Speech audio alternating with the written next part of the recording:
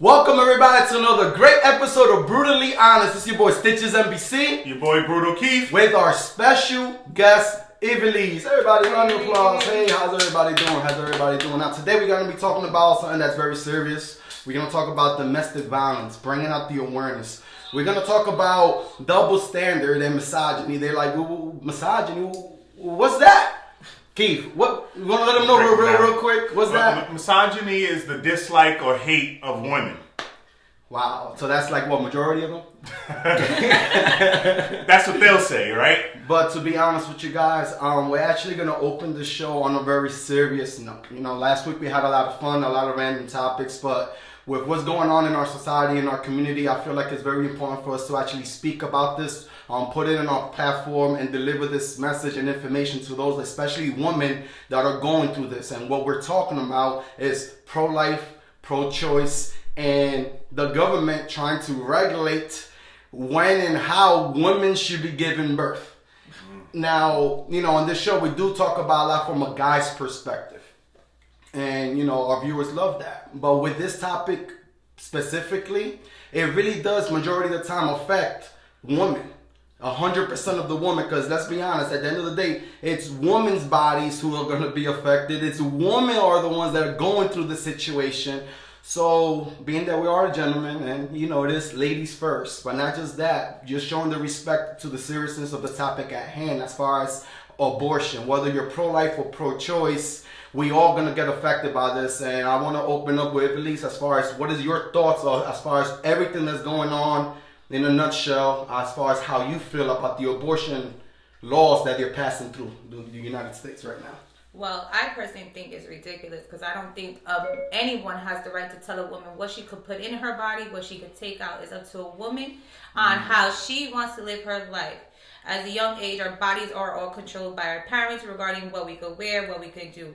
When we proceed regarding teenagers going through our adolescence year, that's when we take control of our bodies, exactly what we want to put in. Me personally, it's only entirely up to the woman what she wants to do regarding getting an abortion or keeping it. It's up to her. Not even a man, sorry guys, has the right to tell a woman what she goes through, because circumstances could change, situations could occur that I personally think if she wants to get an abortion because she can't support the kid or how she got pregnant is completely wrong and she can't do it, then she should get an abortion.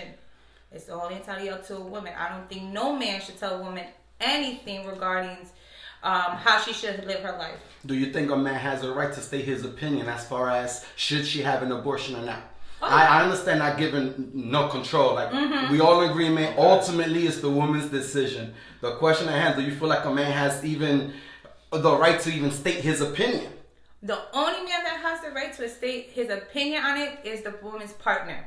Besides that, There's the only person, and again, it's up to her if she wants to take his advice and continue.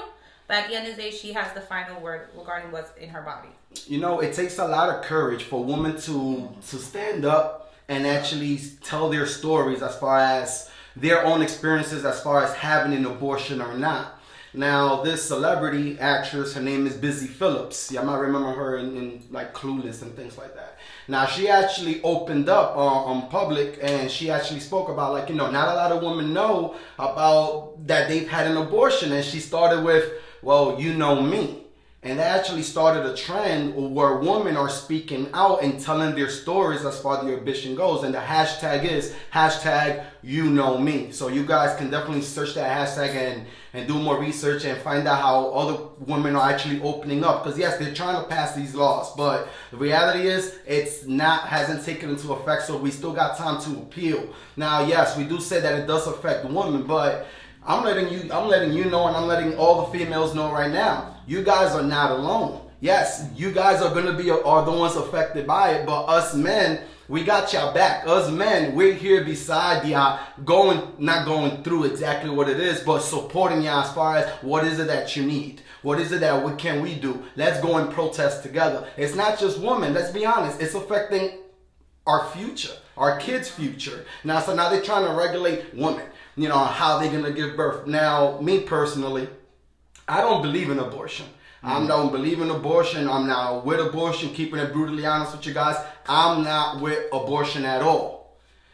But with that being said, it is life is balance. I do have my exceptions as well, especially when it's rape, especially when it's incest. And also another thing, even when it's putting the mother in danger of her health, like she might lose her life, things like that. That's when I'm like, you got to do what you got to do. But even then, I'm talking about for myself, my own personal life. If I'm in the situation, I'm going to be like, nah, I'm not with it. Let's make it work. Let's do what we got to do. We wasn't planned.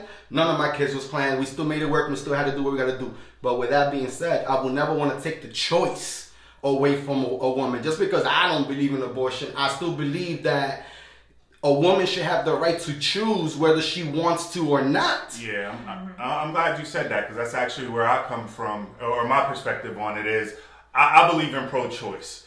I believe that the woman has the right to choose what she's going to do with her body. Now, I also think it's not always a fair thing. And like you stated, whether the man has the input or not, the woman is the one that ultimately is going to make the decision.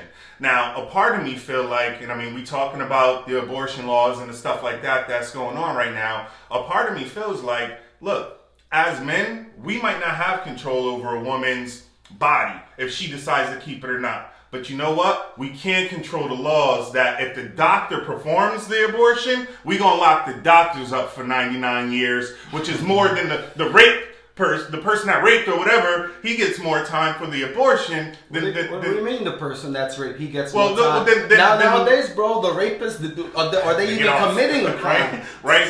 They're getting off. Let's be brutally honest about this. Is the rapist even committing a crime? Yeah. Because I don't know if you guys know about the story, but if this was 9 years ago, a man raped a 12-year-old girl. Mm-hmm. Now she had a boy. He's 8 years old now. The guy, the rapist, was actually awarded custody of the child, regardless of the fact that he raped the woman or not. Yeah, this is real. Like this happening in Missouri. This happened. Now there's 8 states currently right now that have these abortion restrictions, such as Utah, Montana, Ohio, Arizona, Michigan, Georgia, and Alabama. Now, one thing that I want to mention about Alabama, this is what has really gotten public outrage right now. Mm-hmm. Alabama has only one exception, which is when the mother is in danger. That's the only time that they can perform an abortion. But even if it's incest or rape, no, you're gonna do time for that. A lot of people like talk about the President Trump and all this and all that, but even he's with that. He's pro-life. With the same exceptions. Like if it's rape, incest, or if it's danger, then you got to do what you got to do. And at the end of the day, nobody should judge nobody. You go through all these stories of you know me. A lot of these females, they're pouring out their heart on social media talking about, listen, this was the hardest decision of my life, but it was actually the best. I was unfit. I was unstable. I was unhealthy. A million reasons why, and at the end of the day, you don't even have to explain yourself to anybody. That's the issue with society. We feel like we have to feel guilty because we're doing what's best for ourselves, but because we're going towards, against popular opinion, we feel like we're doing something wrong with that.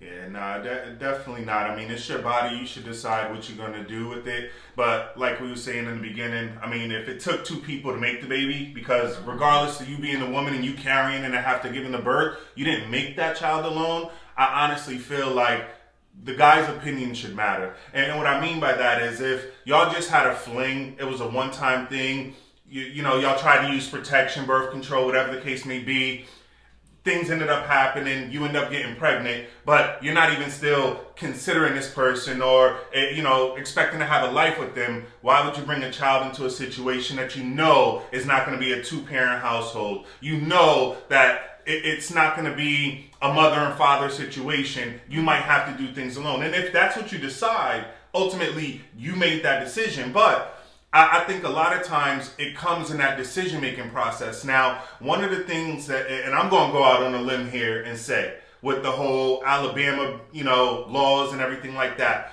one of the things about that is they're talking about the abortion once the baby or the fetus has a heartbeat.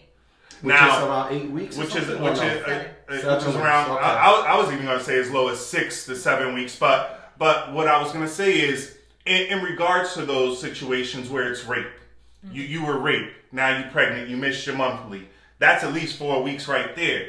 It's not going to take you 8, 9, 10, 12 weeks to say, I was raped, I got pregnant, I don't want to keep this. you can decide before that baby actually has life inside or before a heartbeat is developed to get rid of it, and that's okay. That's okay. So when it comes to that, like you were saying, under those circumstances, it should be allowed. I think by them saying the part where only if the baby has a heartbeat sort of gives those victims the opportunity to decide that. Yeah, but right now, I do agree with you, but let's be honest about this. They're really trying to regulate women. Oh, let's be honest about this. It takes a man's sperm to impregnate a woman, but yet they're putting all this on women, like only women have to carry this responsibility. You understand where I'm coming with this? Today's society is always on the women. They don't talk about the traumatized that a woman has to go through mentally, even after she does an abortion. Yeah. Or when she gives birth and the trauma she has to go after birth. So women, honestly, no offense, guys, are stronger than men mentally due to the fact they have to take, if they decide to do an abortion. Opinion. But okay. Because they have to go through. We're going to rebuttal that opinion towards the end of the show. She's just going to sit here in front of, in the middle of two guys and say women are stronger? I'm so serious because honestly, the traumatized that after a woman does get an abortion, the pain she still feels. Not emotionally, but pain physically. It's unbearable. It's worse than giving birth. She's going to feel less of a pain if she actually wanted the abortion, and the father that didn't want her to get to the abortion now who's going through more mental strain, now who's going through that emotional deflation and feeling all that. Now it depends. It always depends. It depends on the father. Because, like you said, a woman by a fleeing gets knocked up. She has to prepare mentally her mind as a single mother. Mm-hmm. She has to prepare her mind long down the line that the daddy's not going to be around in this kid. So she has to think, one, I'm pregnant with no kid and no baby daddy. Two, money. How am I going to support this kid? And remember, the kid is going to be traumatized growing up. He is going to see other kids with their dad and everything. That she has to answer that question, why daddy ain't here? So there's a lot of stuff that us women have to put on our shoulders to defend you guys, or also... what I would agree with is that majority of the time, it does fall on the mother. Majority of the time, where there is a separation between the parents, the kid, majority of the time, let's be honest, they do stay with the mother. So I am going to agree that majority, not all the time, but majority of the time, it is a mother being a mother, because the mother has to be there while... majority of the time, God can just walk away from the situation. So I feel like it's easier. I do agree with that. It's easier for a man to walk away from the situation than it is for the mother. Oh, definitely. I would agree there. Now, what's messed up, I'm going to give you guys some facts. Now, women are most likely to get killed by an intimate partner than anyone else. Now, I'm bringing these facts because we're talking about the abortion, about the laws, as far as the rapists, men being, we already know, men are physically stronger than women, period. But we are actually allowed to put our force onto a woman, but the woman's the one that's going to have to pay for it. This is why I'm stating this fact. Now, with that being said, 55% of women death, they've been involved in the domestic violence. 93% was actually by her current boyfriend or an ex-husband or an ex-boyfriend and things like that. Wow. Just with those stats alone, it's like, like Liz Peter said, it's an attack on women. I don't want to be insensitive to that and be like, you're over-exaggerating and things like that. I feel like that would be ignorant to say. Because do we really know? It seems like there is. I mean, we give our perspective, so it's hard for us to relate, being that that's not our views on things, but it does happen in society. And with those numbers, honestly, that 93% of all domestic violences happen between a current or former boyfriend.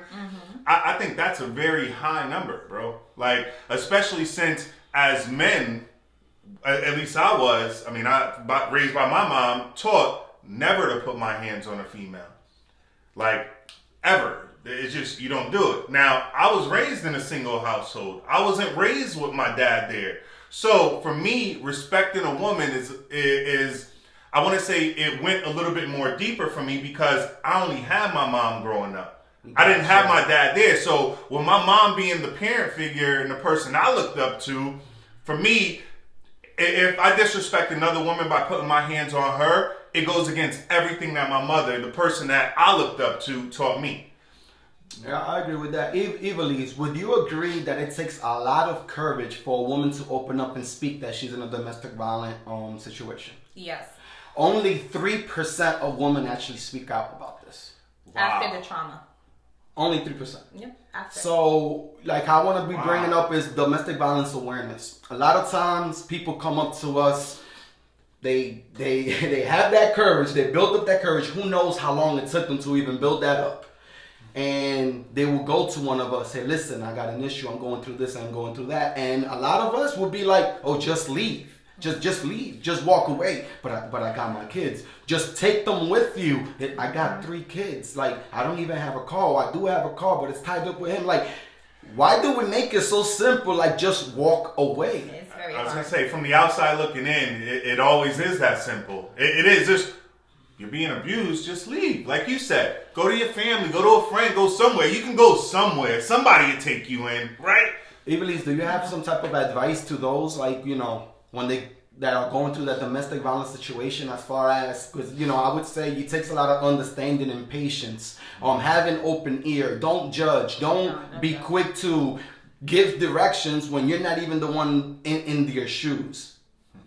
Like, as far as, you know, with domestic violence, bringing up the awareness, and as far as how we should treat it when we do come across this. But people get confused regarding domestic violence. They automatically assume it's always putting your hands on the person, when actually it could be mentally abused. Amen. And then physically abused. Remember, Amen. they abuse you first by mentally abusing you. So there's steps to this. Yes, there is steps to it. There is steps of him telling you you're stupid, or you didn't do this right, or you didn't do that. Then it escalates to the pushing, the grabbing, the hair pulling.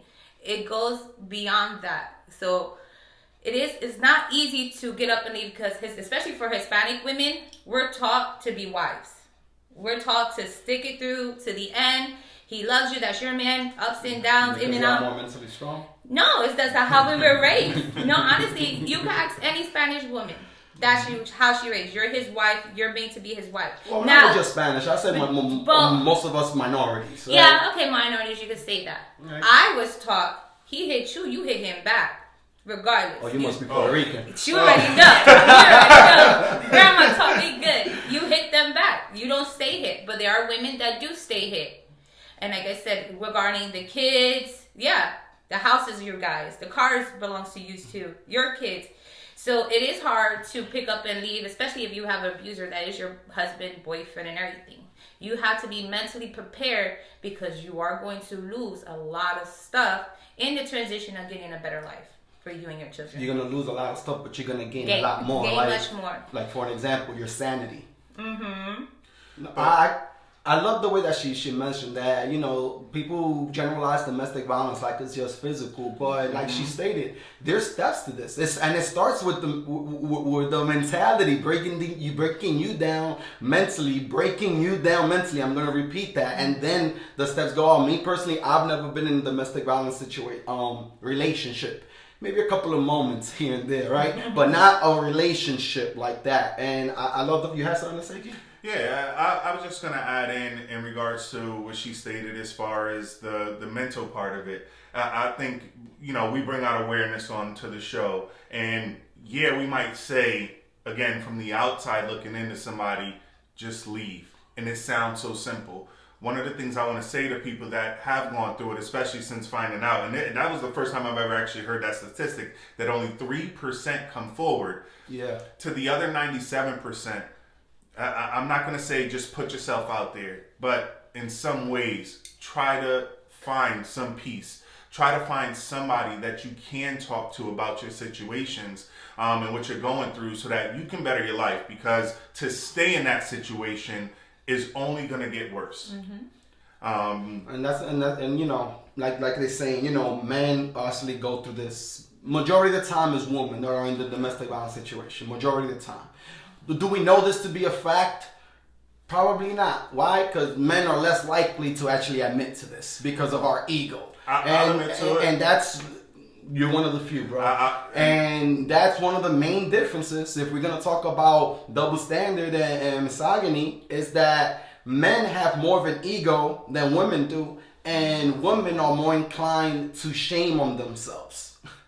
Now we're going to talk about the double standard. So I'm going to give an example to that. A guy would look at himself majority of the time, not all of us, all right? I'm not going to generalize it, but majority of the time, guys would look at themselves in the mirror. They could be fat, they could be skinny, but they'll flex and be like, man, I look good, and then whatever, right? But a woman could be fit and looking right and healthy, and she would look in the mirror and she'll be like, oh, I'm too fat or I'm too skinny.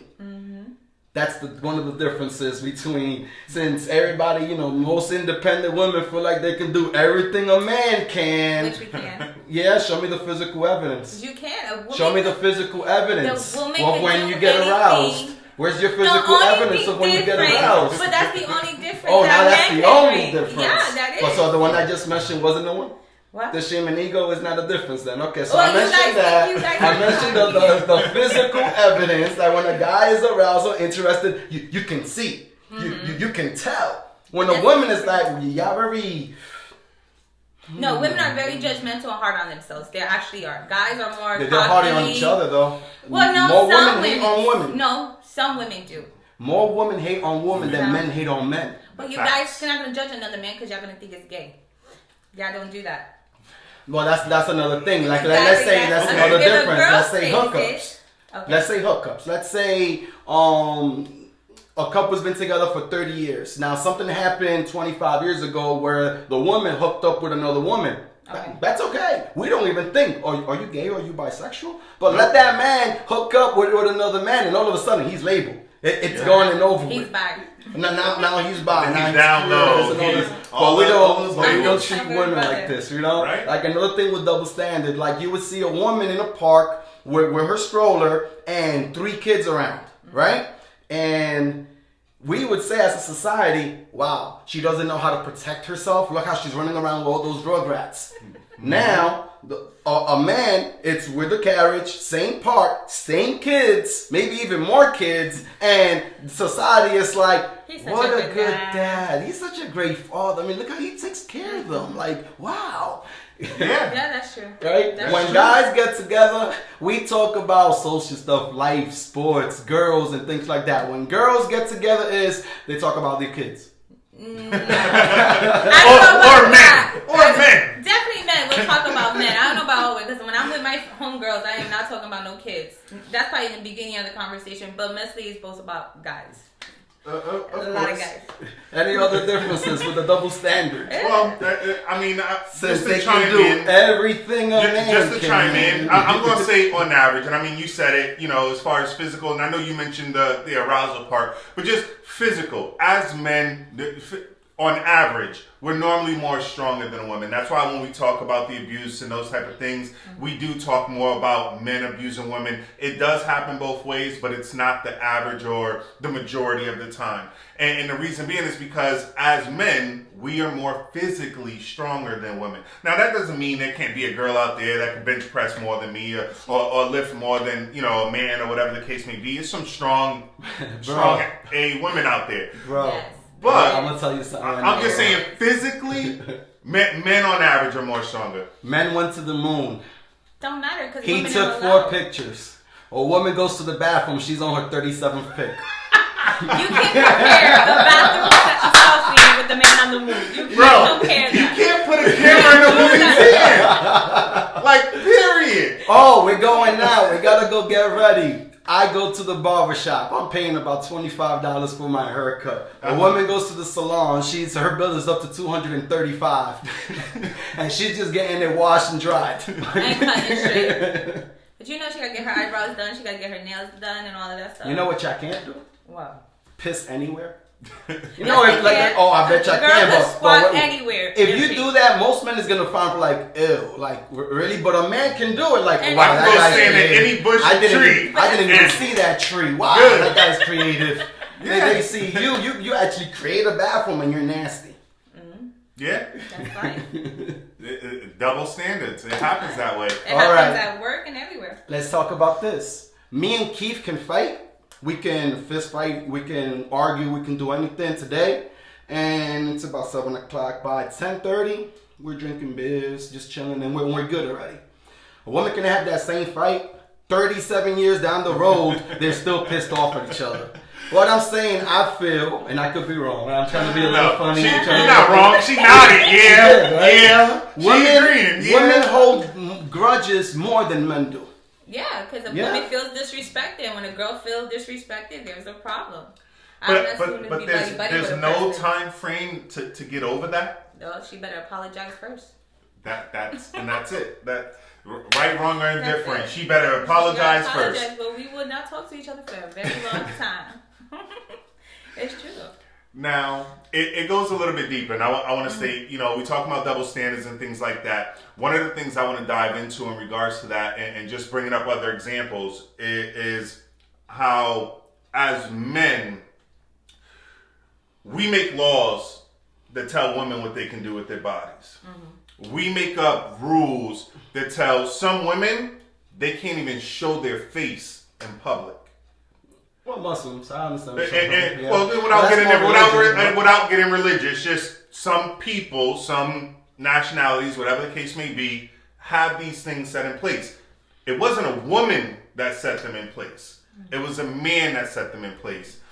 A lot of times, we consider these men to be chauvinists, right? Mm-hmm. Why? Because you're not making the choice, he's making it for you. And 9 times out of 10, you're not in agreement with it. Just like we're talking about the abortion thing, most women don't agree with it. And the people that voted for it, I looked at it, it was all men. Mm-hmm. There wasn't a single woman in that voting process when they passed that law, when they sat down to make that a bill or whatever the case may be. Not a single woman was involved in that process. Now, I bring that up to bring up misogyny, which in the beginning I mentioned is a dislike or hate for women. Now, the opposite or the equal opposite of that is misandry, which is the dislike or hate of men. Now, in this regards on what I'm talking about, in far as double standards and things like that, I think, and like I said earlier about the abortion thing, I think as men, because we don't have the control over the choice you make with your body as far as you keeping a baby, not keeping it. Once you're pregnant, I can't force the abortion on you. I can't force you to keep it. Those decisions are yours. But I was saying... But I can force you to get your But I can force the laws. Right. I can enforce those actions to where the people that do those things will be held responsible. I'm taking the control from you. These people that pass these laws are taking the control from you. How do you as a woman feel about those guys? Oh no, I'm the type of woman I can't be controlled. I don't like that or anything like that. So I most likely, how I feel about them is probably the same way they feel about us women, that they feel like they don't like us. So ultimately, they don't like you. Right?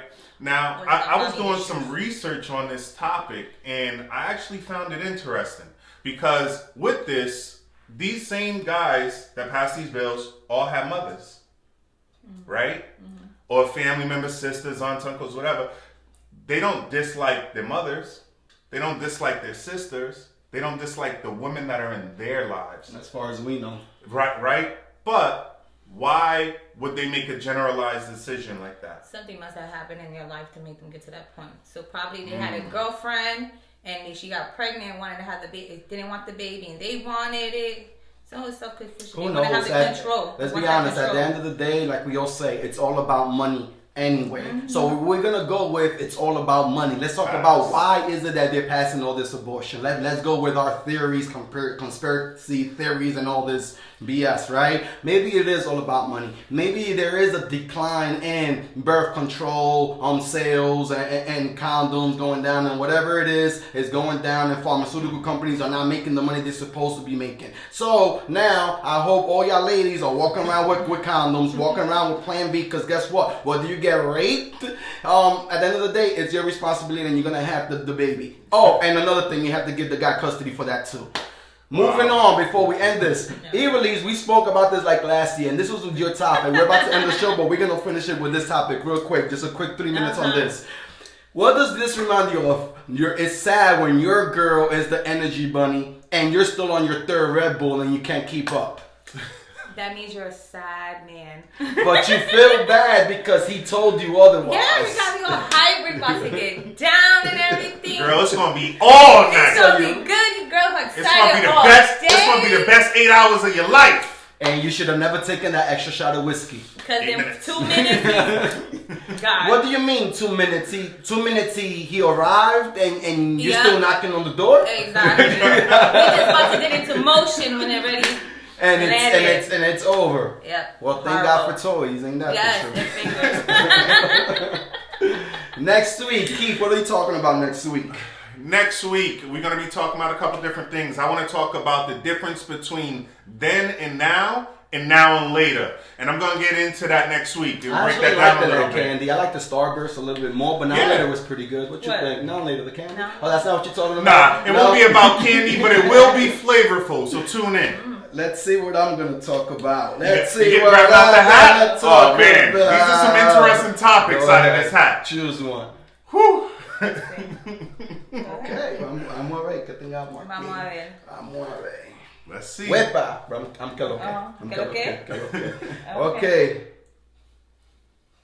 Word, right? Why is being petty so popular or the in thing?